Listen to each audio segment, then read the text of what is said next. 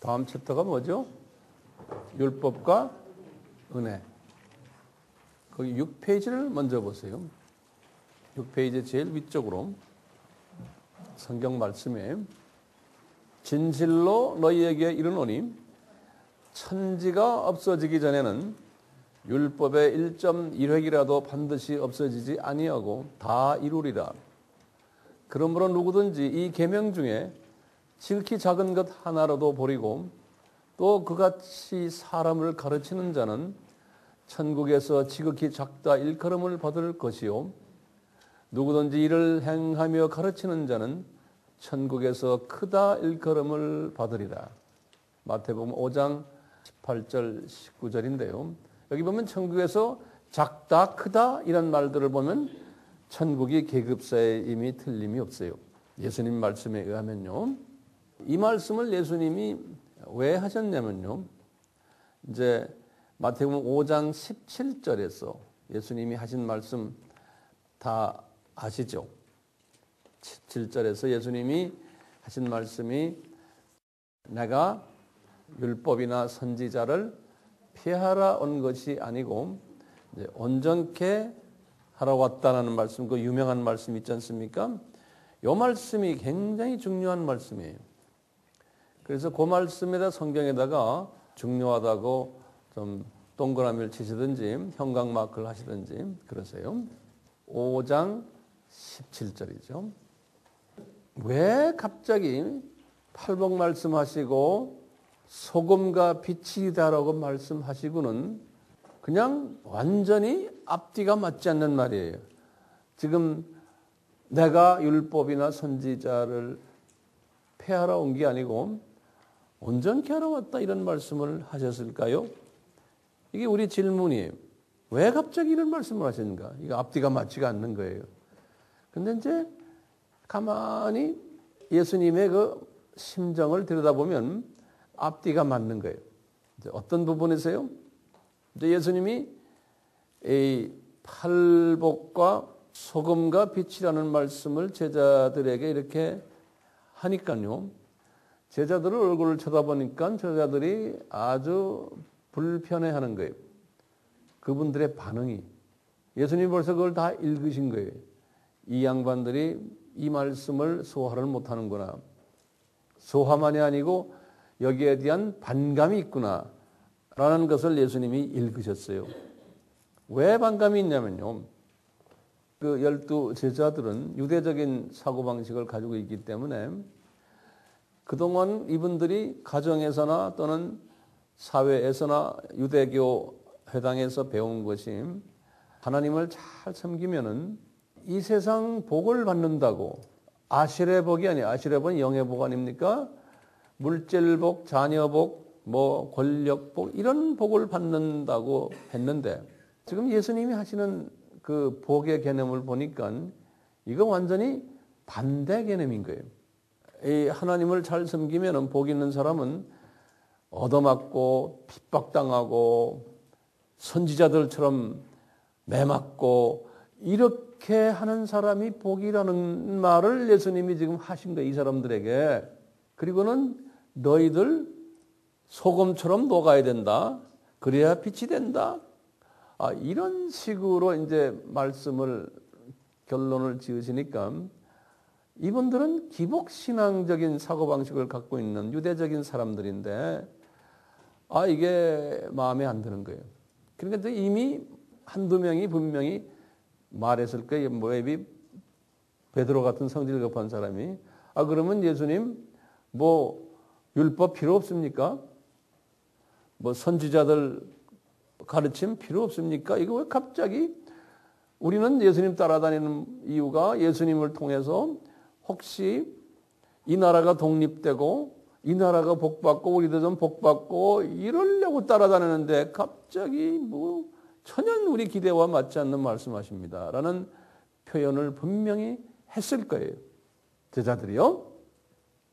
그러니까 그 대답이 지금 이 17절 대답인 거예요. 예수님이 여보시오, 내가 구약의 선지자나 율법이나 이런 것을 폐하러 온 게 아니고 더 굳건하게 온전케 하게 왔다라는 거예요. 이렇게 말씀하십니다.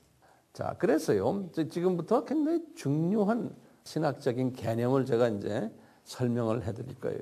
그래서 우선요, 거기 이 페이지 보시면 율법에 대해서 좀 공부할 필요가 있어요. 이 페이지에 보세요. 구약을요, 이스라엘 말로 테나크라고 그래요. 테나크. 구약의 그 말씀 전체를요. 근데 이 구약 안에 이제 율법이 있는데 그것을 구약 이 테나크, 구약 전체를 율법으로 보는 견해도 있어요.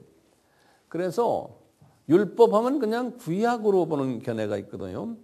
그래서 이제 일반적으로 율법하면 구약하면은 그 안에 네 가지의 구분으로 이스라엘 사람들은 보고 있어요.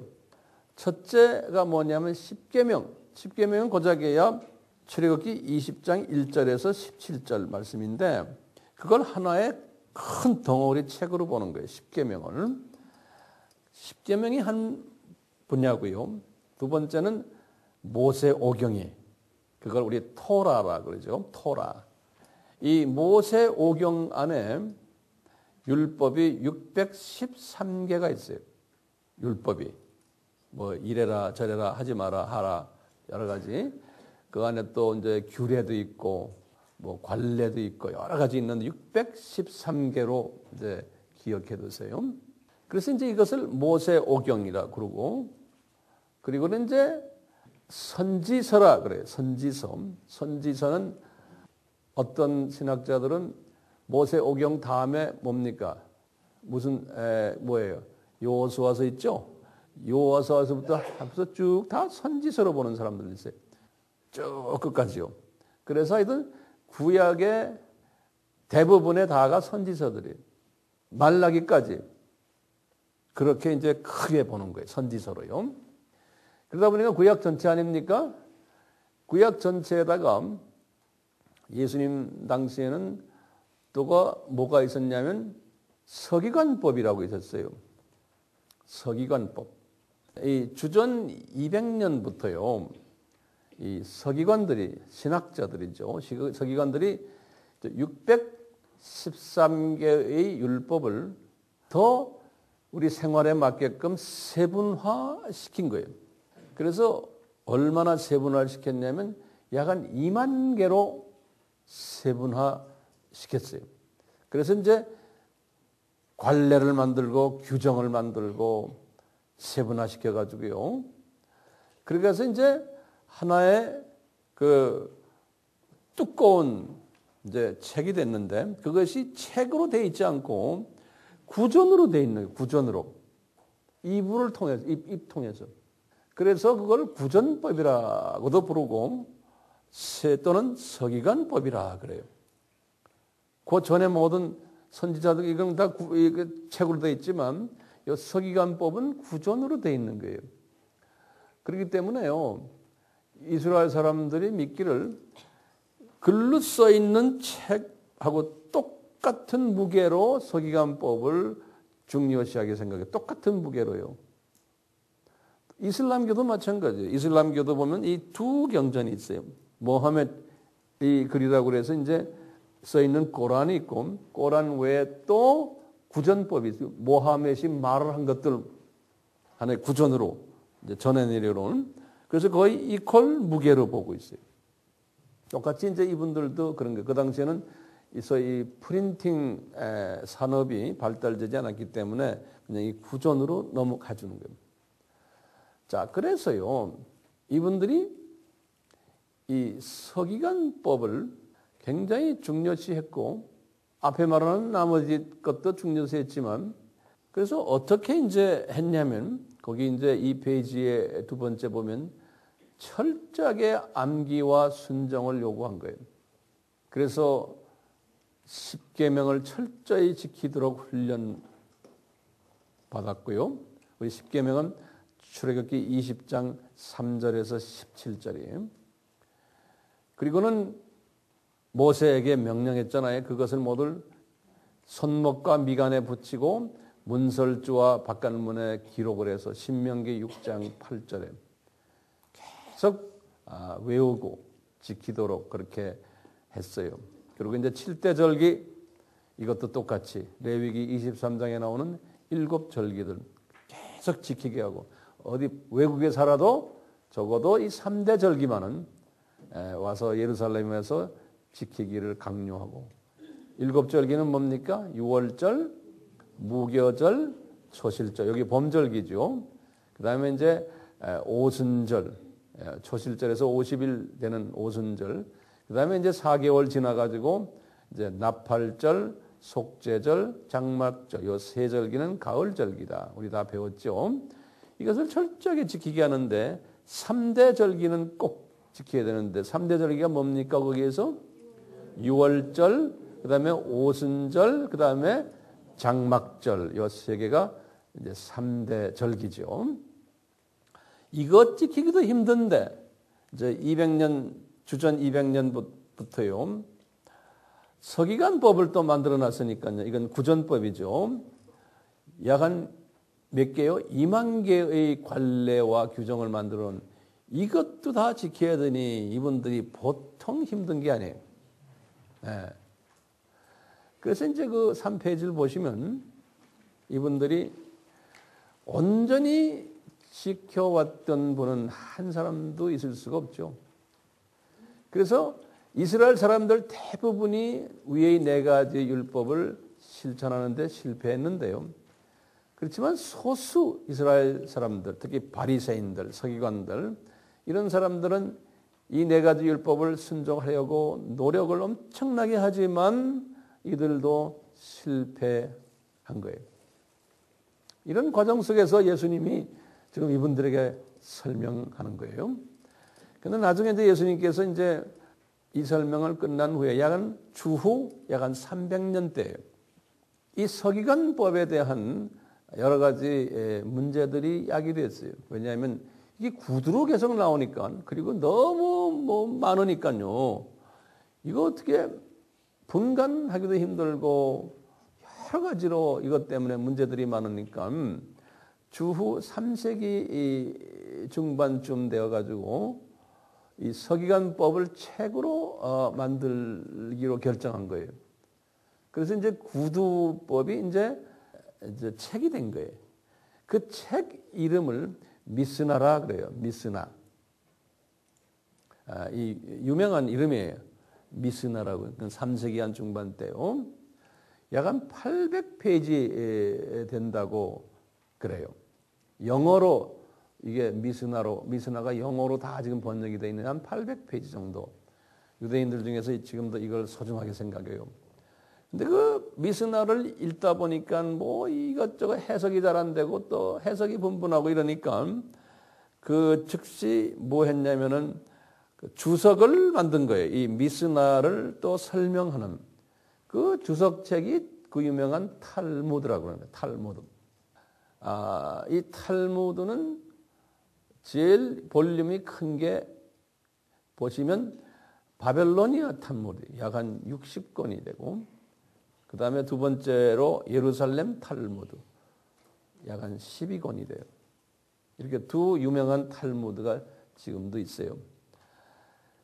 그래서 이 미스나나 탈무드의 규범들을 온전히 지킬 자가 하나도 없는 거예요. 이 법에 의하면 아무도 죄의 굴레에서 벗어날 수가 없는 거예요. 4페이지를 보세요. 그래서 이제 예를 들어 드리겠어요. 세분화된 율법의 사례들이에요. 세분화된 율법의 사례들. 안식일에 운반할 수 있는 짐의 무게를 세분화해서 적어놨어요. 왜냐하면 안식일은 노동하면 안 되잖아요. 그렇지만 안식일에 요 정도 노동은 허가한다는 거예요. 한번 보세요. 무화과 열매 하나의 무게들을 들고 다니는 건 안식일 이래도 괜찮다.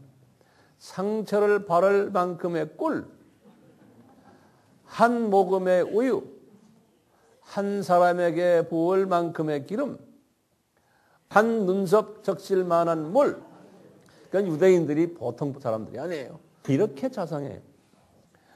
2글자 쓸 만한 잉크, 연필 한 자로 만들 만한 갈대. 자, 안식일의 노동 범위에 대한 문제점들도 있는 거예요. 안식일 어두운 밤에 등을 들고 다녀야 하는지, 아니면 등을 들고만 있어야 하는지, 다니면은 운동이 되니까, 이게 다 노동이 되니까, 그러니까요. 재봉사가 바늘을 들고 있어야 하는지, 의치를 끼고 있어야 하는지, 의치도 이게 무겁거든요. 이런 것들 가지고 이분들이 서로 싸움하는 거예요. 또 학자들이 이걸 가지고 정의를 내리고, 그 다음에 보세요. 안식일에 글을 쓸 때 죄가 되는 행위, 오른손 혹은 왼손으로 두 글자 이상을 쓸 때, 다른 잉크나 다른 언어를 쓸 때, 지워지지 않는 것으로 쓸 때, 각이 있는 벽에 쓸 때, 두 책상에서 쓸 때 등. 참 대단하죠? 이분들? 아주 머리 구조들이 대단해요. 하나의 제가 예전에도 한번 드렸지만 이 예는 그 웃음거리 같지만 이게 심각한 예예요. 안식일을 범한 자에 관한 이야기예요. 한번 보세요. 이제 안식일에는 99보까지만 걸을 수 있음. 안식일을 범한 자를 발견하면 돌로 쳐서 죽여야 함. A라는 사람이 안식일에 100보를 걸었음. A라는 사람이. 근데 B라는 사람이 그것을 목격하고 돌로 쳐서 그 사람을 죽여야 했다는 거예요. 그렇죠? 그럼 이 일로 B는 아래의 세 가지 율법을 어기게 되었고 자신도 죽임을 당해야 했다. 자, 첫째는 안식일에 허리를 90도 이상 굽혔기 때문에 안식일 범한 거예요. 이 사람이 안식일에 허용된 무게보다 무거운 돌을 짚은 거예요.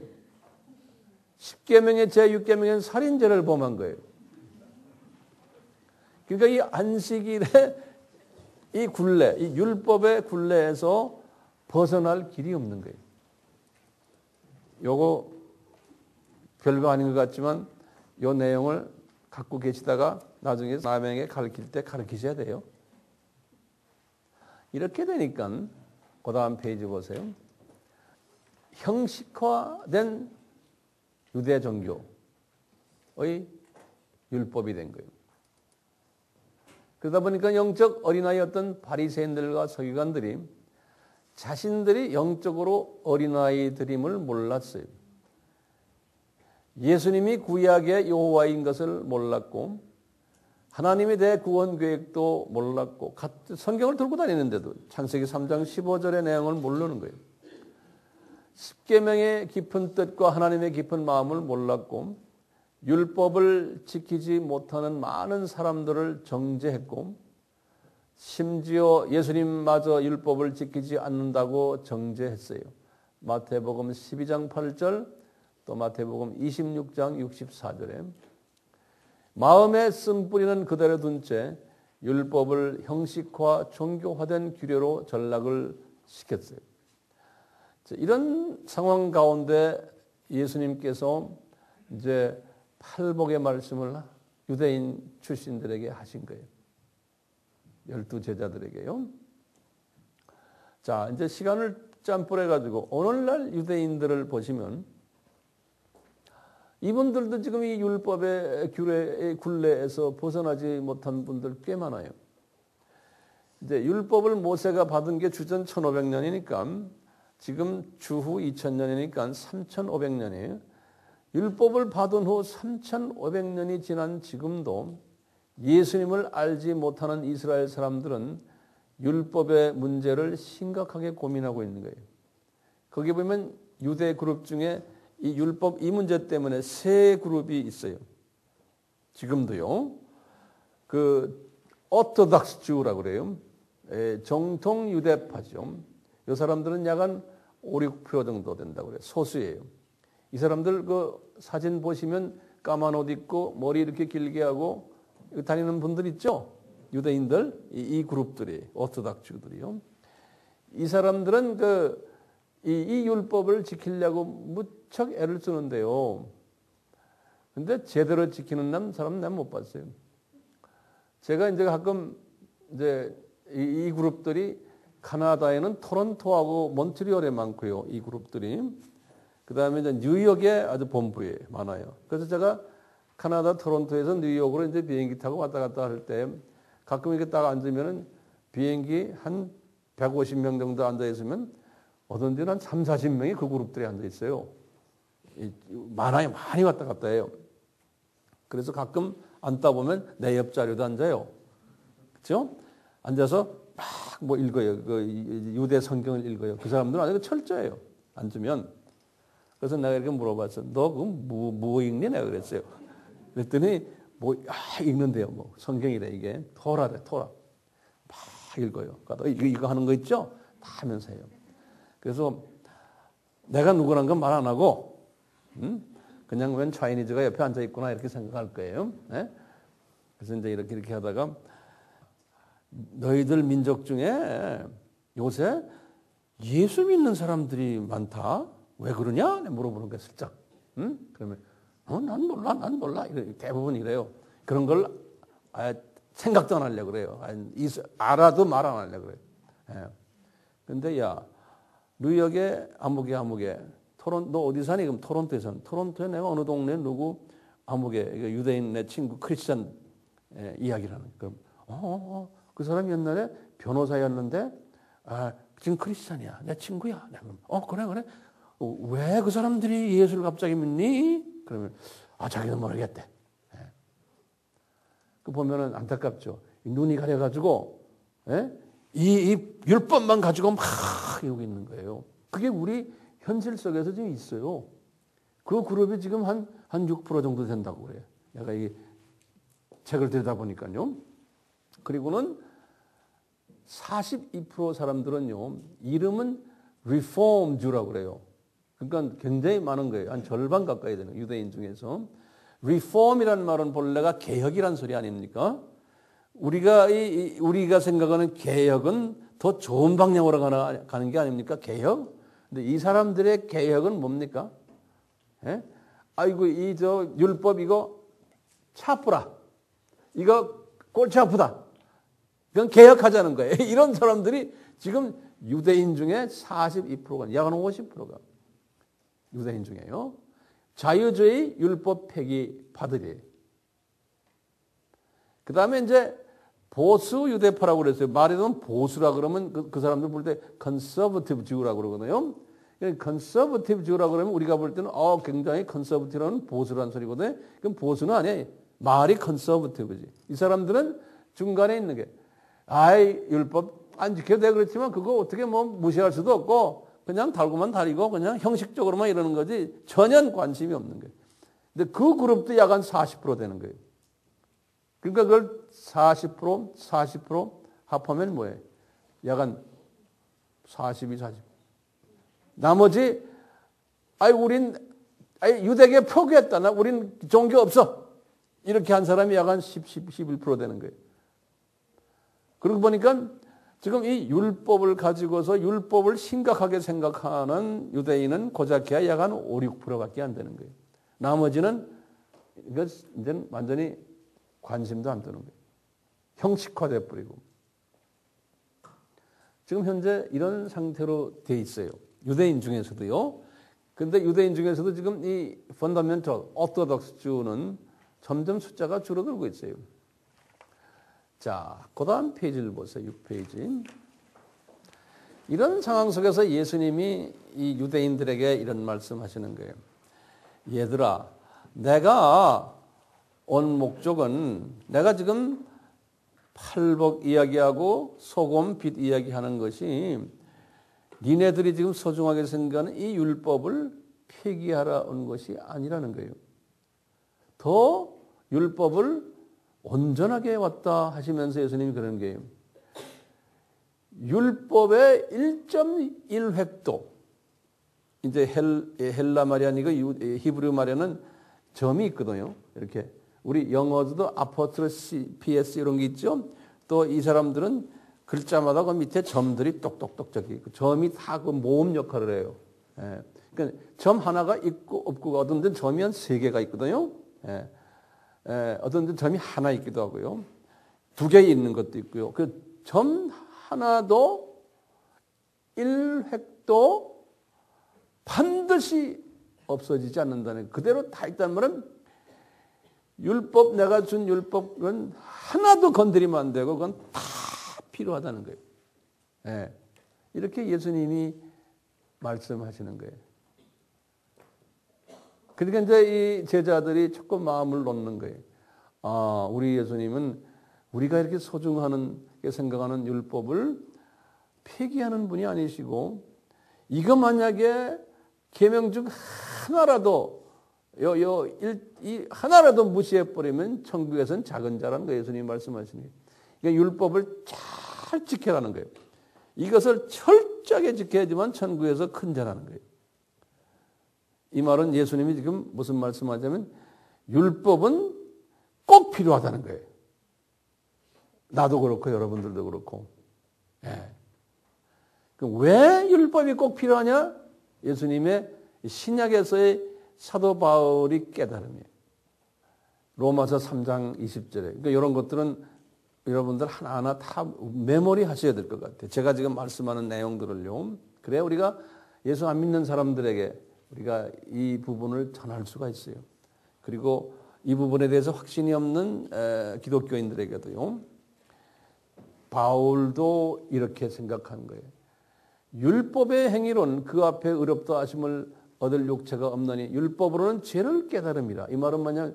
율법이 왜 필요하냐? 율법은 꼭 있어야 되는데 율법 지켜라! 지켜라! 예수님은 100% 지켜라. 안 그러면 너희들은 천국에서 조그마한 사람이라는 거예요. 그러니까 율법을 지키다 보면은 뭘 발견시키기 위해서 그래요? 이게 율법 지키다 보면 아하, 내가 죄인이구나. 내가 도저히 율법을 지킬 수 없는 존재구나. 라는 것을 깨닫게 하기 위해서 율법을 지켜라. 예수님이 그러실 거예요. 로마서 3장 20절이요. 그 다음에 야고보에게 깨닫게 한 게 있어요. 야고보가 이런 말 하는 거예요. 이 율법은 100% 지킬 수 없다. 야고보도 유명 유대인이에요. 그러면서 그러는 거예요. 야고보가 이런 말을 해요. 야고보서 2장 10절이 아주 유명한 말씀이에요. 누구든지 온 율법을 지키다가, 대단한 사람이에요. 율법이 몇 개 있어요? 2만 개로 생각하시면 돼요. 2만 개. 2만 개의 이 모든 서기관법을 그 외에도 또 있지만요. 지키려고 노력하는데 19,999개를 지킨 사람이 있어. 근데 하나를 딱딱 못 지켰어. 그럼 성령님이 야고보에게 하시는 말씀이 19,999개를 다 내가 무효화시켜버리겠다. 이렇게 말씀하셔요. 예? 그게 지금 야고보서 2장 10절이에요. 누구든지 온 율법을 지키다가 그 하나에 거치면, 하나를 못 거치면 모든 범한 자가 된다는 거예요. 이렇게 율법에 관한 말씀을 야고보에게 하시면서 이 말은 뒤집어 놓으면 무슨 말이에요? 율법은 100% 지킬 수 있는 법이 아니다라는 걸 설명하기 위해서 그런 거예요. 그렇기 때문에 율법이 그러면 바울에게 그러는 거예요. 율법이 왜 그럼 필요합니까? 지킬 수도 없는데. 그러면서 이제 바울에게 말씀하시는 말씀이 그 유명한 갈라디아서 3장 24절 아닙니까? 갈라디아서 3장 24절에 율법은 예수님에게로 인도하는 몽학선생이라는 거예요. 율법은 다시 말하면요. 율법을 통해서 율법을 내가 못 지킨다. 이건 도저히 안 되는구나. 이것을 깨달을 때 나를 도와주는 분은 예수님이구나. 예수님을 깨닫게 하기 위한 가정교사라는 거예요. 율법이 몽학선생이라는 건요. 그래서 제가 거기다 원어를 그려놨어요. 원어를 줬어요. 몽학선생을 뭐라고 하냐. 한국말 몽학선생, 이게 도저히 이게 무슨 소리인지 나도 몰라요. 몽학선생, 몽학. 이게 중국 놈들이 만들어 놓은 것 같아요. 미안합니다. 중국 놈이라 그러세요. 자, 보면 몽학선생을요, 원어를 딱 보면 이렇게 되어 있어요. 파이다고고스 그랬어요. 그럼 우리 알죠? 파이디온 뭐예요? 파이디온 어린아이죠? 다 같은 단어들이에요. 그래서 파이스 그러면 어린아이라는 소리예요. 그 다음에 아고고스 하면은 인도하는 사람이라는 소리예요. 가이드. 아고고스. 그래서 이 두 개가 합성어로 되면 뭐예요? 파이다 고고스. 그러면 뭐예요?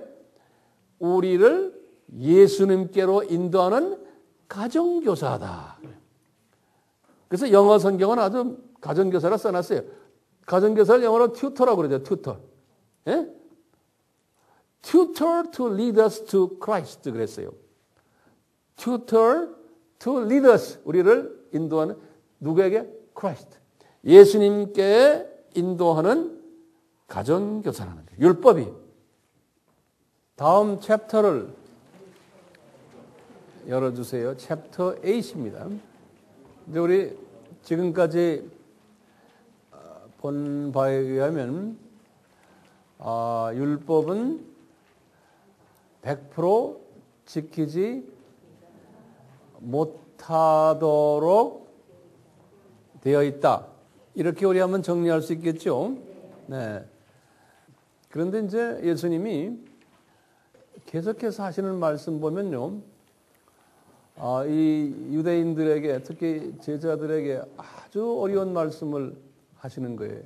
무슨 말씀 하시냐면 마태복음 5장 21절부터 쭉 47절 마지막까지 5장의 이제 마지막까지 21절부터 도저히 이해를 할 수 없는 말씀을 하세요.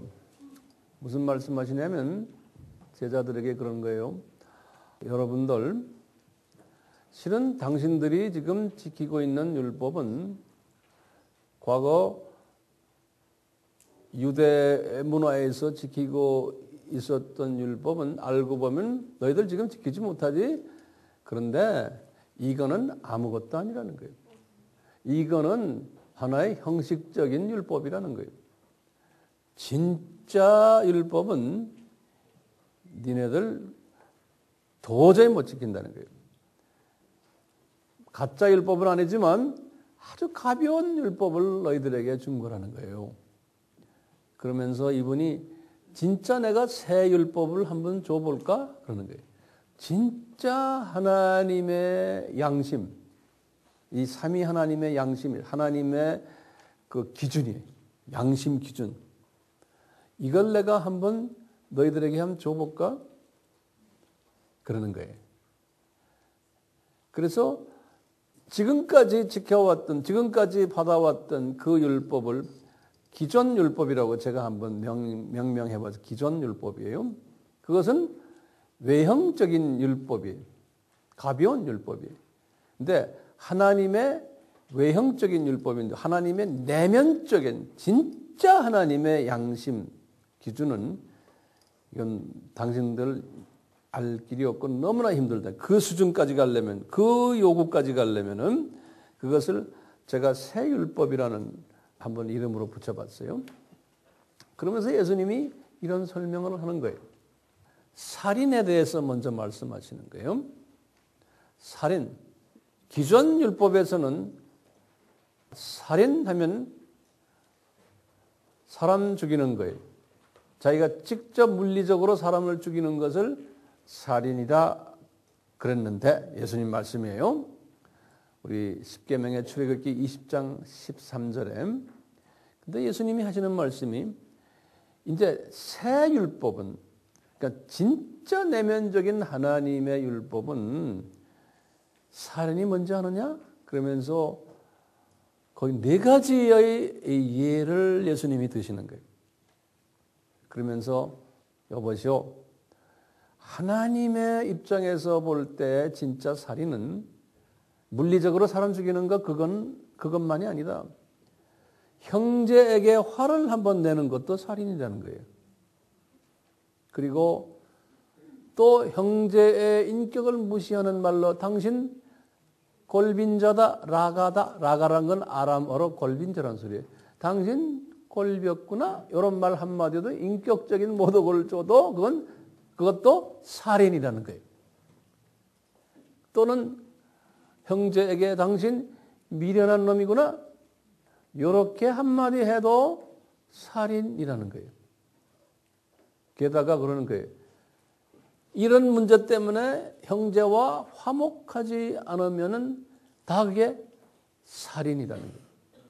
그러니 우리 모두가 다 살인죄 범한 자인 거예요.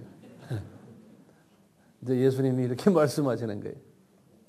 그러니까 율법 그거 아무것도 아니야.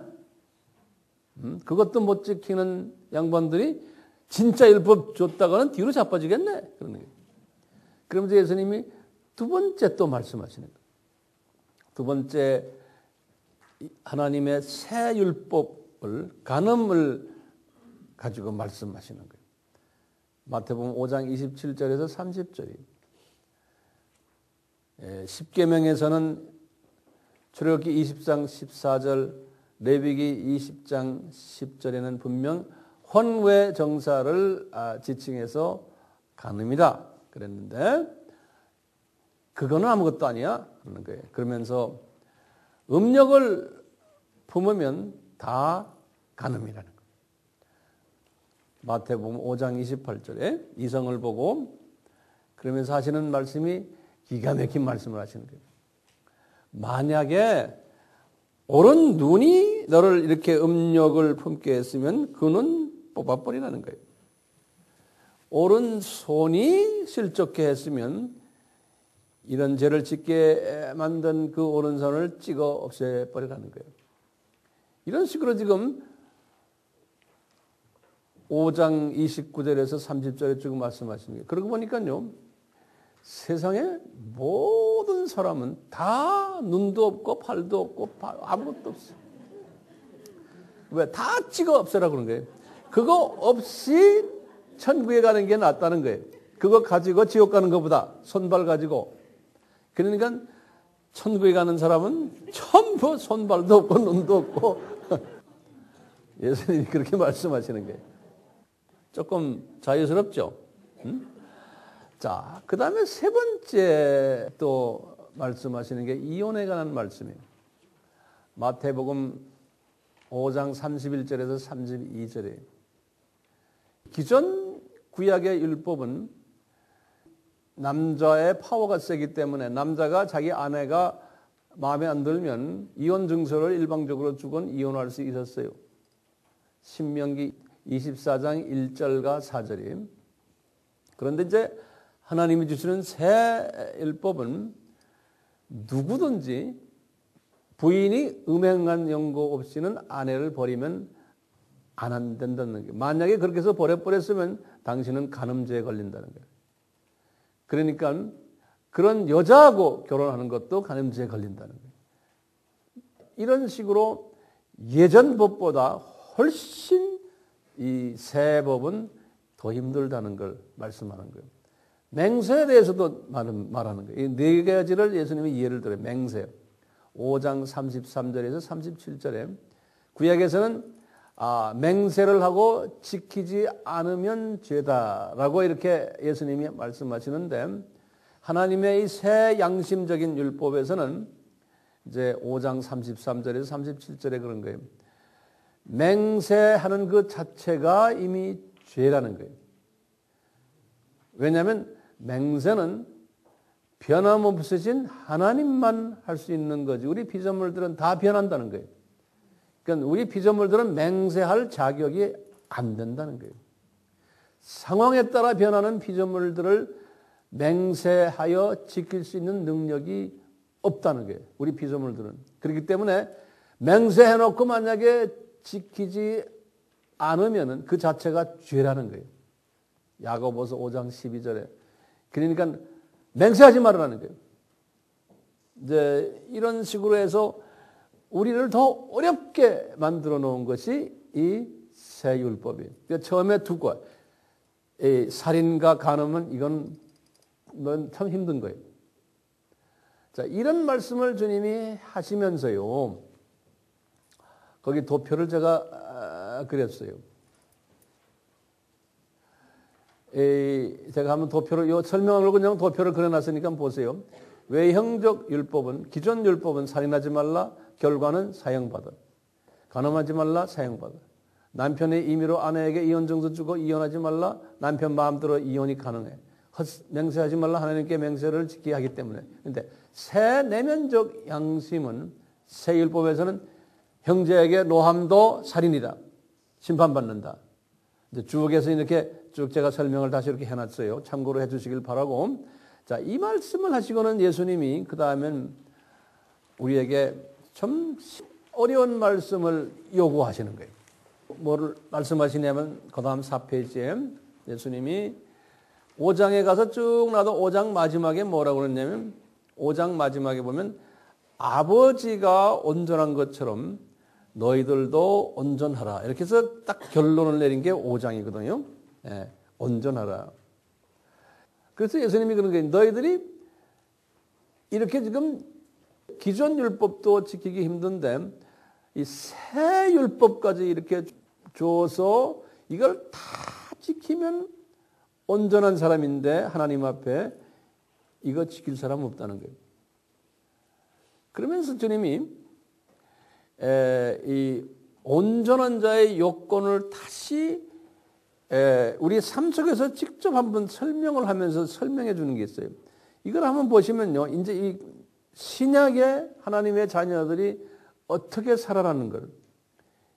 다시 말해 율법을 지킬 수 없기 때문에 율법을 만약에 지키려고 노력하면서 온전한 사람이 되려면은 도저히 안 된다는 것을 다시 한번 설명해 주는 거예요. 이제 이걸 가지고요. 한번 보세요. 율법에는 보복하지 말아라. 마태복음 5장 38절 39절에서 지금 말씀하시는 거예요. 그래서 기존 율법은 뭐냐? 만약에 네가 눈을 빼앗겼으면 누구한테서 너 그 사람 눈 뽑아와라는 게 이게 기존 율법이에요. 누가 당신의 이빨을 뽑았으면 그 이빨을 뽑아라. 이게 기존 율법이에요. 손 잘리면 가서 손 잘라라. 그 사람 당신 죽였으면 그 사람 죽여라. 나를 죽였는데 내가 그 사람을 어떻게 죽여요? 응? 그래서 이제 이것을 영어로는 그래요. eye to eye 그래요. 예? 그래서 저 사람 말이야 나한테 잘못했으니 내가 혼 좀 내주겠다. 그러면 are you eye to eye 그래. 이런 말이 있어요. 예? eye to eye 하냐 이거. 이 말이에요. 눈 뽑으면 눈 뽑아라 이런 거예요. 이게 이제 기존 율법이에요. 근데 예수님이 그러는 거예요. 나 이제 새 율법을 줄게 그러는 거예요. 이제 새 율법은 뭐냐? 그런 거예요. 악한 자를 대적하지 말아라는 거예요. 우리 삶 속에서 예? 새 율법을 그러면서 뭐라고 그러냐면 5가지의 예를 딱 들어드리는 거예요. 예수님이 eye to eye가 아니고 눈을 뽑으면 이쪽 눈 또 줘라 이런 거랑 마찬가지예요. 완전히 다른 예수님의 기준이에요. 뭐냐? 오른밤을 치거든 왼밤도 돌려대라. 예수님이 지금 그러는 거예요. 이게 율법 지키는 거라는 거예요. 새 율법. 그리고는 속옷을 가지고자 하는 자에게 겉옷까지 줘라. 당시 유대인들은 겉옷을 잠잘 때 이불로 사용했는데 이불까지 주라는 것은 모든 소유를 주라는 것과 마찬가지다.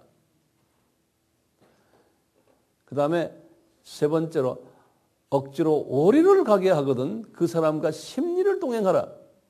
당시 우체부가 우편을 배달할 때 거리에 나가서 아무 말이나 잡아서 말 주인하고 이제 같이요. 오리까지 강제로 사용할 권리가 있는 거예요. 그래서 내가 지금 말 가지고 이렇게 가는데 갑자기 우체부 아저씨가 와서 오리까지 가자 그러면 가줘야 되는 거예요. 그건 법이에요. 그런데 그럴 때 예수님이 뭐랬냐? 오리요? 심리까지 가줄게요. 이렇게 하라는 거예요. 이게 새 율법을 지키는 사람이라는 거예요. 그리고는 내게 구하는 자에게 그냥 줘버려라. 또 어떤 사람이 와서 돈 좀 꺼주시오 그러면 거절하지 말아라. 이렇게 5가지로 딱 예수님이 설명하면서 이것이 새 율법이라는 거예요. 그러면서 이분이 새 율법에 또 아주 중요한 말씀을 또 하나 하시는 게 원수를 어떻게 대하느냐. 5장 43절에서 47절에 그런 게 기존 율법은 내 이웃을 사랑하고 내 원수는 미워해라 이렇게 돼 있는 게 시편 41편 10절에 이게 이제 기존 율법이에요. 그런데 새 율법은 뭐냐? 이게 굉장히 어려운 거예요. 내 원수를 사랑하며 너희를 핍박하는 자를 위하여 기도하라는 거예요. 그 사람 용서해 주라는 거예요. 이렇게 할 때에 너희가 하나님의 아들이 된다는 거예요. 아들들. 그러니까 우리 6단계에서 제일 높은 두 번째로 높은 단계가 아들 아닙니까? 그러니까 화평케 하는 자는 복이 있나니 저들이 하나님의 아들이 되리라 그랬잖아요. 이 수준까지 가준다는 거예요. 자, 그러니까요. 지금 이 새 율법을 지킬 때에 진짜 율법을 지키는 거라는 거예요. 예수님이 지금 진짜 율법 아까 처음에 진짜 율법 되게 어려웠잖아요. 근데 이걸 우리 삶 속에서 신약에서 우리 삶 속에서 새 율법을 그럼 어떻게 지키느냐? 이런 식으로 지키라는 거예요. 그러면 그게 새 율법이라는 거예요. 자, 그래서 도표를 거기다 제가 그려놨어요. 그 도표가 그 소리예요. 쭉 보면 이렇게 새 율법을 지키는 사람을 보고 온전한 사람이다 그러는 거예요. 온전한 사람이다. 자, 이런 새 율법을 어떻게 지켜요? 이런 새 율법을 사람들 관계에서 지킬 수 있는 길은 팔복을 프랙티스하는 거예요. 팔복을 프랙티스하는 거예요. 예수님이 그래서 그런 거예요.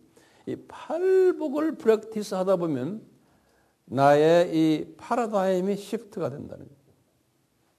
그래가지고 이렇게 원수를 사랑하게 되고 오른밤을 치거든 왼밤도 갖다 대게 되고 속옷을 달라고 하면 겉옷도 주고 억지로 오리를 가게 하거든 심리를 가게 하고 구하는 자에게 주며 꾸고자 하는 자를 거절하지 않고 원수를 사랑하게 되고 그분을 위해서 기도하게 되고 이런 사람으로 변한다는 거예요.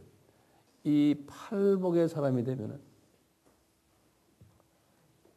자 이제 5페이지 거기 보시면 이 기존 율법과 새 율법과의 관계예요. 기존 율법으로도 불가능한데 심지어 새 율법의 기준으로는 온전해질 수 있는 가능성이 전혀 없다. 더 어려워졌다. 동의합니까? 그렇죠.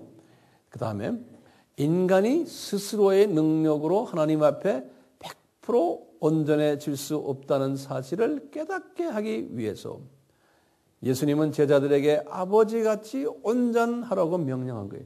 온전해질 수가 없어요. 우리 인간이. 그런데 역설적으로 아이러니컬하게 온전해져라 명령을 하는 거예요. 또한 이 명령을 하신 이유는 인간이 하나님 앞에 온전해지기 위해서는 스스로의 선행으로는 불가능하며 이사야서 64장 6절이에요. 우리의 선행은 걸레쪼가리 같다고 이사야가 그랬어요. 하나님의 도움이 절대로 필요하다는 사실을 깨닫게 하기 위해서인 거예요. 거기다 좀 줄을 그어놓으세요. 지금 우리 인간은 피조물은 하나님의 이 기준에서 1%도 하기 힘든 거예요. 이 기준에 맞추기 위해서. 그러니까 우리는 절대적으로 하나님의 도움이 필요한 존재라는 것을 깨닫게 하기 위해서 지금 이 어려운 하나님의 율법을 우리에게 제시해 주시는 거예요.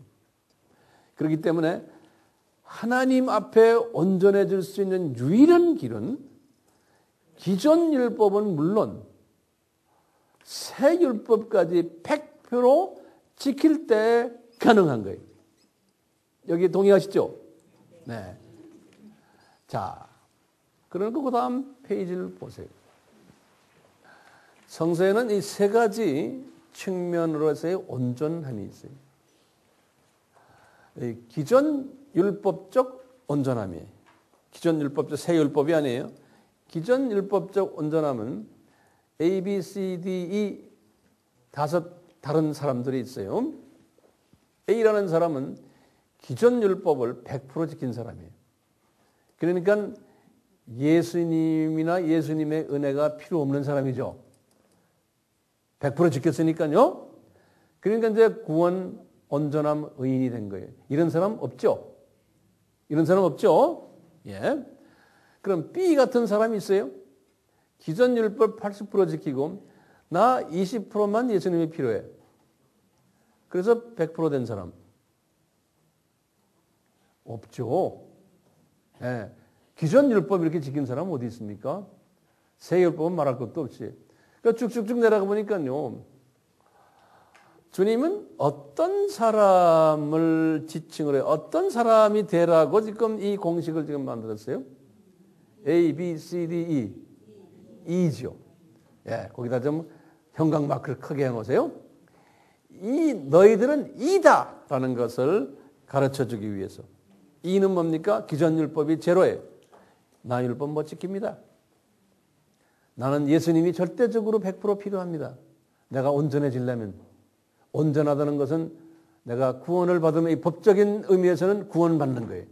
하나님의 자녀가 되는 거예요. 법적인 의미에서는 이런 의미에서의 온전함은 예수님이 절대적으로 필요한 거예요. 그래서 우리 에베소서 2장 8절 9절 알죠? 우리가 믿음으로 말미암아 그 은혜로 믿음으로 말미암아 구원을 얻었나니 이것은 우리의 행위가 아니고 전적으로 하나님의 은혜다. 그래서 이 같은 사람이 그러니까 이라는 내가 이입니다라는 고백시키기 위해서 지금 이런 설명을 지금 하시는 이런 설명을 내가 이입니다라는 걸 그 윤리적인 온전함을 한번 봅시다. 이 산상수훈은 윤리적인 온전함을 가르치기 위한 거거든요. 산상수훈은요. 이 산상수훈에 지금 5장의 마지막에 아버지가 온전한 것처럼 너희들도 온전하라는 것은 윤리적인 측면에서의 온전함을 말씀하세요. 자, A는 어떤 분이에요? 사탄의 성품이 쓴 뿌리가 저는 아무것도 없는 그 사탄의 뿌리가 없는 사람이에요. 제로예요. 그러니까 아주 100% 예수님의 성품을 가진 사람이에요. 그러니까 이 사람은 100% 예수님의 성품 가지니까 온전하죠. 윤리적으로. 그렇죠? 하나님이 온전한 것, 아버지가 온전한 것처럼 온전한 이런 사람이 있습니까? 없죠. 이런 사람 없어요. 그럼 B 같은 사람 어떤 사람이에요?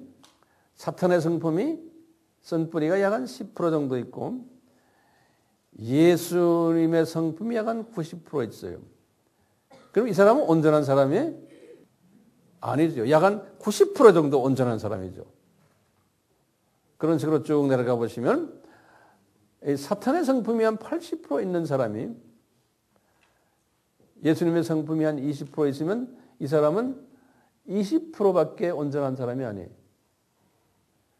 자, 그러니까 우리는 A 같은 사람 여기 아무도 없죠.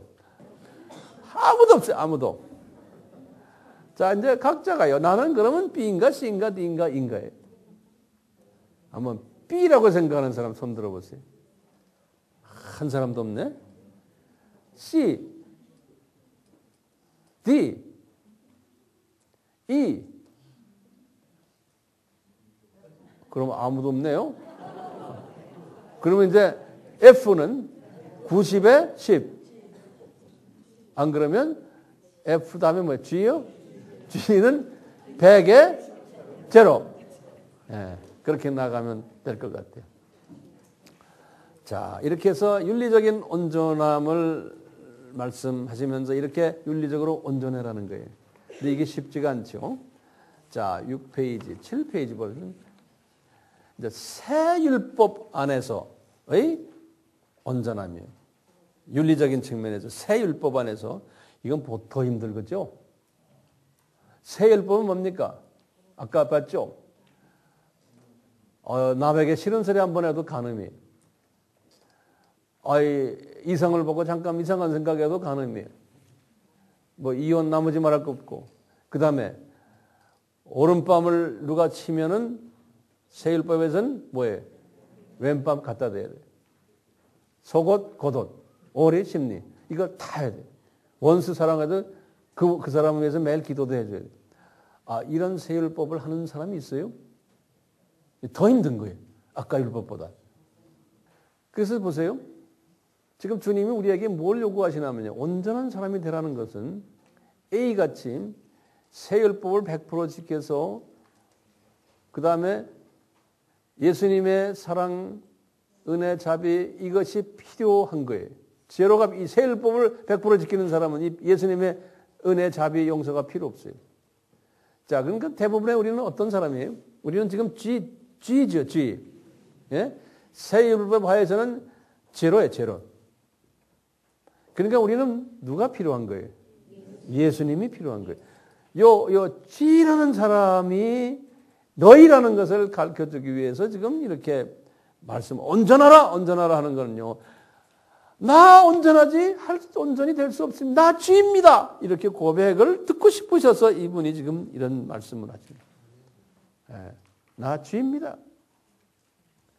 그러니까 나는 절대적으로 누가 필요해요? 예수님이 필요합니다. 법적으로도 내가 예수님이 필요하지만 법적으로 온전하기 위해서 예수님 필요하지만 내가 윤리적으로도 예수님이 절대로 필요합니다. 우리는 법적으로 나는 구원받았으니까 할렐루야 그 수준에서 끝날 때가 많지요. 지금 산상수훈에서는 법적으로 온전한 사람들이요. 너희들은 윤리적으로도 온전해야 된다는 거예요. 복 있는 사람은. 그런 말씀이거든요. 그래서 이제 그 다음 페이지 보시면 율법의 필요성을 제가 다시 한번 강조해 놓은 거예요. 그러니까 율법이 왜 필요합니까? 예수님의 필요성을 깨닫게 하기 위해서. 예? 그러니까 율법은 그리스도를 인도하는 몽학 선생이에요. 율법으로는 우리는 의인이 될 수 없다는 거예요. 그걸 확인시켜주기 위해서. 그래서 바울이 로마서 10장 4절에 그랬어요. 그리스도는 모든 자들에게 의를 이루기 위한 율법의 마침이라. 율법의 마침이라는 거예요. 예. 다시 말하면 율법 다 지킨 것처럼 봐주는 분이라는 말이나 똑같아요. 예수님은 우리로 하여금. 그러니까 예수님이 제자들에게 아까 5장 17절 말씀이에요. 내가 이 세상에 온 것은 내가 지금 팔복을 너희들에게 주고 소금과 빛이 되려고 하는 것은 율법이나 선지자를 피하러 온 것이 아니다 이놈들아. 뭐해? 더 너희들이 온전케 되기 위해서 내가 왔다는 거예요. 이 말씀이 5장의 결론이.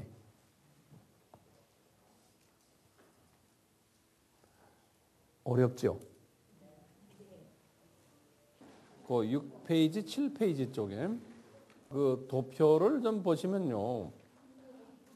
도표가 그 6페이지에 기본 율법적 온전한 그 도표를 보시면 A라는 사람은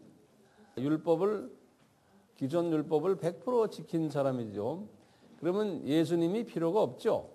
이 사람은. 그러면 구원은 어떻게 돼요? 온전함, 의인, 이건 제로지요. 그래서 제로라고 써보세요. 거기다 제로. 보는 시각의 차이인데 그 B를 보면 B는 기존 율법을 80% 지켰는데 예수님은 20%만 필요하다. 그러면 논리적으로 생각해 보면 구원, 온전함, 의인 이런 거는 몇 프로만 받은 걸로 돼 있어요? 20% 받은 걸로 그렇게 보시면 돼요. 그런데 실은 20% 받아가지고는 안 되죠. 네. 그러니까 실은 A, B, C, D 이분들은 이게 계산할 필요도 없는 사람들이에요, 실은. 네. 그렇지만 우리 그냥 이해를 돕기 위해서 그런데 진짜 필요한 사람은 누구예요? 이밖에 없죠. 예. 이렇게 생각하시면 그 바꾸시려면 구원 거기에 100% 하지 말고 0%, 20%, 50%또 뭐예요? 80%. 그리고는 100%. 이렇게 해놓는 게 나을지도 모르겠어요. 자, 그렇다면 7페이지에 그 새 율법 하에 온전함이 여기도 마찬가지로 온전한 사람이라고 쓰지 마시고 온전한 사람의 정도라고 한번 써보세요. 온전한 사람의 정도. 그렇게 놓으면은 A는 어떻게 돼요? 온전한 사람 정도는 0%예요. A는. 그렇죠? 그러면 쭉 가다가 B는 10% 정도의 온전한 사람이라고 보시면 돼요. 그러다 보면 이제 30%, 50% 쭉 내려가다가 F는 몇 프로예요? 온전한 사람으로 보면 약 한 90%의 온전한 사람으로 볼 수 있죠. 그리고는 이제 G는 100% 온전한 사람이에요. 그러니까 우리는 지금 A, B, C, D, F, G, F까지는 실은 필요 없는 사람들, 이런 사람들은. 그렇지만 그냥 이해를 돕기 위해서 그렇게 써놓은 거예요. 그러니까 G만 우리가 필요한 사람이에요. 성서적으로는. 그러니까 모든 사람은 다 이 G에 속하는 거예요. 우리는 F도 속하지 않아요. 속해요? 그런 사람이 있어요? 없죠. 새 율법, 하나님의 새 율법을 10% 지키는 사람이 있어요? 없죠. 그러니까 G에 속하는 사람들이에요. 자, 그렇기 때문에 우리가 예수님이 필요하다라는 말을 지난 시간에 했어요. 이제 거기에서 이제 한 아이디어를 더 발전시키면요.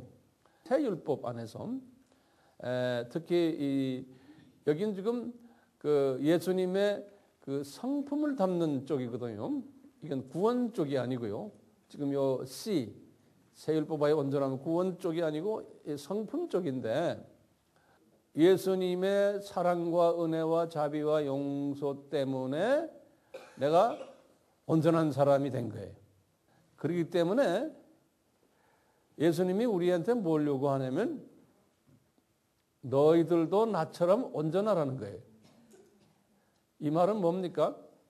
너희들도 사랑 베풀고 은혜 베풀고 자비 베풀고 용서 베풀어라는 거예요. 왜? 내가 너희들에게 통째로 다 주지 않았냐 이거를. 그러면서 이제 예수님이 이런 말씀하세요. 이제 하나님이 자녀들에게 이야기하는 거거든요. 10계명을 주셨을 때 이스라엘 사람들에게 줬지 비이스라엘 사람들에게 준 게 아니에요. 10계명은. 그러니까 10계명에서의 나머지 6계명은 너희들끼리 서로 사랑하라는 건데 이게 하나님의 자녀끼리 사랑하라는 소리예요. 비자녀가 아니고. 이렇듯이 이제 우리 보고 그러는 거예요. 지금 기독교인들 이렇게 있는데 저분들을 위해서 내가 이 100%의 이걸 줬다는 거예요. 그러니까 저분들 그냥 소중한 사람들이라는 거예요. 예수님의 시각으로 보면. 그렇기 때문에 너희들도 그 사람들에게 내가 준 100%를 주라는 거예요. 용서해주고 사랑해주고 은혜 베풀어주고 자비를 베풀고 하라는 거예요. 예수님이 우리에게 요구하는 게 그런 사람은 온전해진다는 거예요. 온전한 사람이. 그걸 온전하게 한 사람은. 그런데 우리 온전하게 못하잖아요. 그렇지만 예수님의 기대치는 그렇게 하라는 거예요. 그러니까 우리가 성령 충만한 사람이다 그러면은 뭘 기준으로 봐요? 이제는 이런 차원에서 보면 이 윤리적인 차원에서요. 성령 충만한 사람은 하나님의 자녀들을 내가 용서해주고 은혜 베풀어주고 사랑해주고 이런 사람이 성령 충만한 사람인 거예요. 예수님의 기대치는. 자, 이렇게 성령 충만해지는 사람을 또 우리는 예수님의 마음을 닮은 사람이라 그런 거예요. 예수님의 마음을 닮은 사람이다. 그래서 예수님께서 우리 아까 마태복음 5장에 쭉 보면은 한쪽 뺨을 때리면 또 갖다 대라. 오리 심리. 자, 이런 이야기들이 다 이 이야기들이에요. 네. 자, 그러면서 너를 핍박하는 사람까지도 위해서 기도해주고 사랑해주라는 거예요. 그러면은 이제 아들 수준에 있겠다 이 말씀이에요. 자, 그런데 문제는요. 이론은 지금 알겠는데 이게 실제로 안 되는 거예요. 그 실제로 안 되는데 되는 방법을 예수님이 팔복에서 가르쳐 주신 거예요. 그 방법을. 그래서 팔복의 8단계를 죽을 때까지 하라는 거예요. 그러니까 처음 4단계를 하고 나면 그 다음에 이제 대인관계가 변화가 오는데 그 대인관계가 어느 정도 잘 되는 것 같더니 또 핍박이 대인관계 하면서 핍박이 또 오도록 그렇게 디자인을 하신 거예요. 예수님께서. 그래서 내가 저 사람한테 용서해주고 잘해주고 다 했는데 이게 또 핍박이 오니까 이게 참 화도 나지만 이럴 때 내가 또 예수님 가까이 가는구나. 이 100% 쪽으로 내가 가는구나. 그러니까 이 핍박은 필수인 거예요.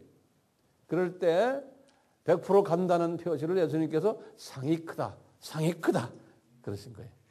그러니까 우리는 내가 누구한테 잘해줄 때 그거 기대하지 마세요.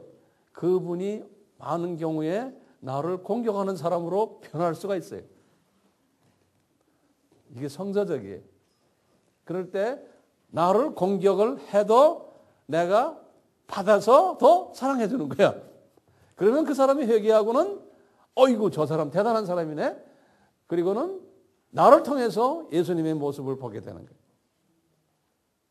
이것이 주님이 우리에게 말씀하시는 성화의 과정으로 보면 되겠어요.